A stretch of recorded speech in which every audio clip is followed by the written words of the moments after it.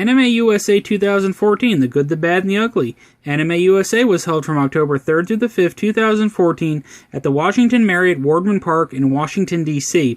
This is my third time attending the convention, and after last year's event, which seemed to be smaller than the 2011 event, it was interesting to see some of the changes they made. The guest list was of rather good quality, so let's see what I found. For The Good, Steve Bloom was awesome. I attended 2 of his QAs, and I got his autograph. He was fully worth whatever the convention had to pay him. Very engaging. The Dealer's Artist Alley video gaming areas were one large connected room, so it made getting between them very, very easy. You could enter at multiple points. It prevented jam-ups. It was a very smart idea that was very well executed. The dealer's room was improved. I bought almost nothing in the dealer's room in 2013. This year I bought some Japanese candy and a couple other odds and ends items. I was really happy. There were some people selling reasonably priced manga if you wanted to take a look. There were options this year, and I felt it was improved. The panel rooms were also improved. They got rid of the small panel rooms from last year, moved everybody down by this Dealer's Artist Alley video gaming room. There were other panel rooms, but the vast majority of them were down there, and they were much better equipped, it seemed. Now, convention accessibility was also quite good. It was very, very easy to get into almost every panel. I had a silver badge, which entitled me to one basically jump the line pass. I never had to use it. There was always plenty of seats. There was always plenty of seating. It was just a very easy convention to go to it and attend panels. I also have to compliment hotel security. They did an excellent job. They were there roaming, making sure everything was in order. They were not intrusive, but they just did a good job at keeping the order. Now for the bad. The convention did not use Guidebook. They used an alternative called Sked.org. It was flat out junk. It didn't have a quarter of the functionality that Guidebook has. It really just didn't work well for a variety of reasons.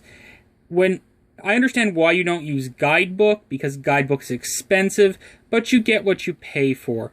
What also didn't help the situation was if you had Verizon, the hotel cell phone coverage was terrible. It basically didn't work. You had 3 bars if you were lucky. When you went up into the lobby areas, you were good, but if you were staying in the hotel, or even other parts of the convention center, your coverage was virtually non-existent. And unfortunately, this kind of did hurt the convention. I couldn't tweet or Facebook that much during it, which really sucked when you're trying to tell people about a potentially good or bad event. So let's see what could have been better. The dates and the crowd size could have been better.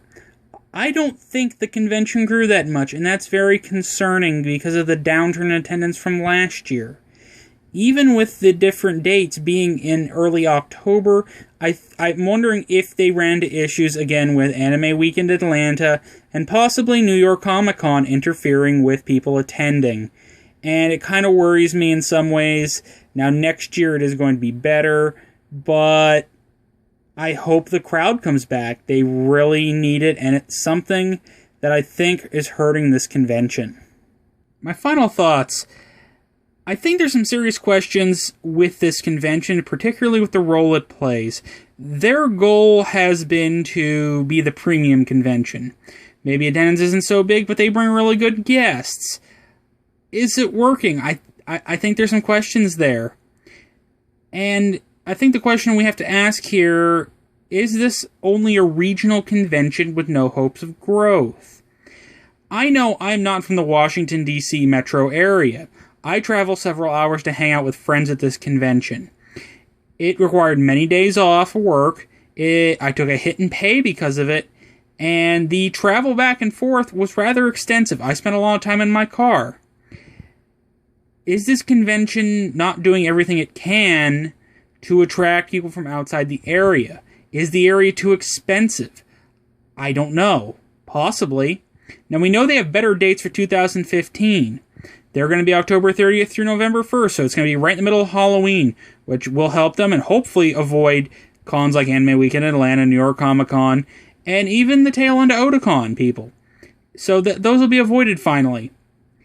And I think the question I have to ask is, if you're paying so much to come down to this convention, why wouldn't you go to Katsucon instead in February? They basically have an advantage to everything else except for food. The food down in this area of Washington, D.C. is better and cheaper. So why not go to Katsucon instead? I'd give the convention a C. It wasn't good, it wasn't bad. I went. Would I go back? Possibly. I don't know yet. That's way too far away. But, it was an okay year. I just think this convention, there's a lot of questions. It kind of confuses me in some ways. But we'll have to see where they end up. Thanks for watching.